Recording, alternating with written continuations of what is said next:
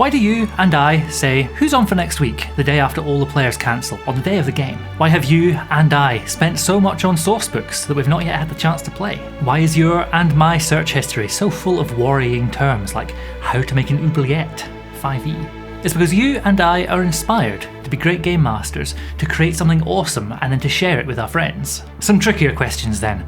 What can you do to find new ideas if you're feeling flat? How do you keep on surprising your players that you've DM'd for years? Where can you go to help find inspiration to keep that creative spark alive? These are tougher and questions I've not always known the answers to. Time for me to get introspective and think about why I keep on coming back, always wanted to run new games of D&D and other TTRPGs.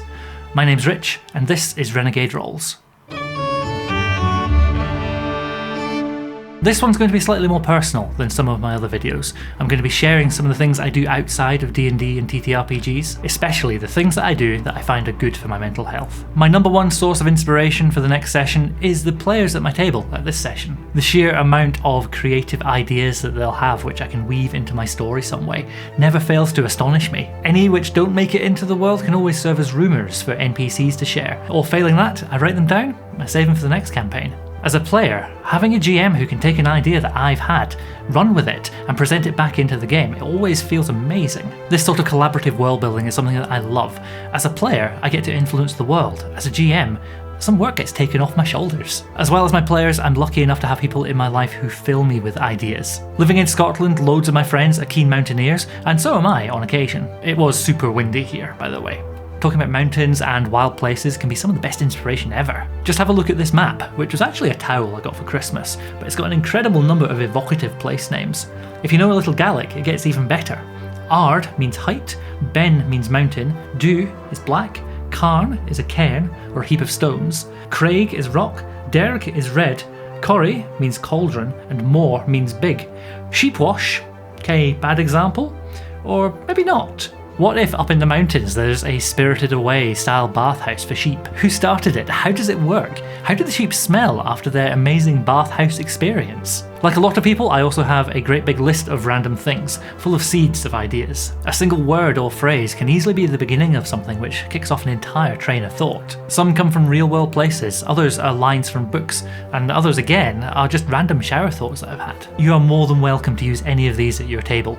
If anyone wants to run that Captain Planet where all the Planeteers are actually warlocks, I would love to hear about that, please do tell me. I skimmed through the D&D 5e Dungeon Master's Guide recently, and did you know it's got a full set of rules for how to use siege weapons? I don't think I've ever seen a player character use a siege weapon or a game which takes place during a siege. It could be an amazing way to begin a campaign with the characters on the battlements, trying their best to defend against overwhelming numbers, before being given a sealed letter from the Queen and having to make their escape through some secret tunnel, while all around them carnage rains down. Given the number of books on my shelf and the number of PDFs on my computer in a folder just labelled books, there is no shortage of reading material at all. Whatever systems you look at, you're sure to find something that you can bring to your next game. To surprise my players, I love to borrow from my experience of playing other games. That could be a house rule to try for an evening, or an enemy who just doesn't play by the rules that they expect. If you only know one genre or one system, that will be your only point of reference, and by nature it's going to be limiting. If your players are as familiar with the system as you, it can be hard to give them new challenges, so let's get creative.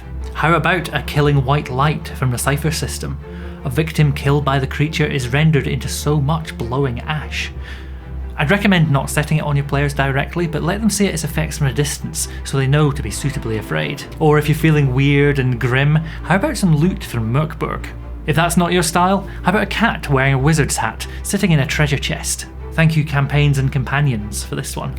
Assuming we're feeling safe and we're having fun, all of the rules and mechanics kind of take second place to that. I picked up XDM by Tracy and Curtis Hickman recently, and it's such a good reminder to put fun at the heart of your game sessions. In the first chapter, it mentions something which is really important to making sure you're having fun together. It's about the extra work that's worth doing as GM to figure out what fun looks like for each of your players, as well as for yourself running the game. Are they warrior players who love combat and slaying beasties above everything else? Are they social players? You know, those ones that come to the table with novels for backstories. Maybe they're thinking players, those who come to the table looking to solve problems and progress the story in any way possible. Once you understand that about your players, figuring out what a fun night looks like for all of you becomes so much easier. The groups that I've played with have always been a mixture, with different people preferring different styles of play. And that's totally fine, because I prefer loads of different styles as well.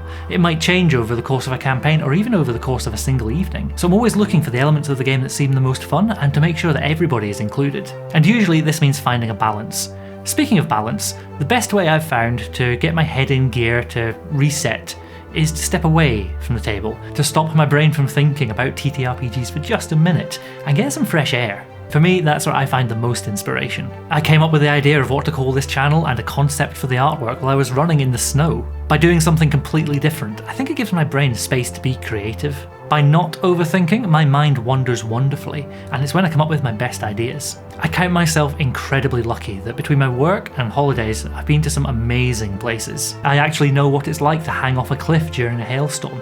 I know what deep underground in a tunnel actually looks and feels like.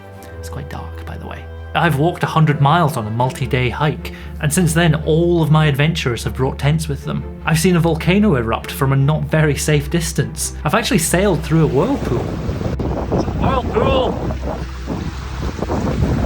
Awesome. The TTRPGs that I'll run will often have nautical or mountainous settings to them, as by nature they are dramatic, and I can narrate from experience. I've got a really strong memory from a couple of years ago of sailing off the west coast of Scotland and a really huge sea swell going on, and our small boat rocking back and forward. The depth gauge went, and suddenly it went from saying it was 100 metres below us to 3, 2, 50, 1. We were actually holding on for dear life, not really sure what was going on. Was it a kraken? Was it a Loch Ness monster gone exploring? Who knows?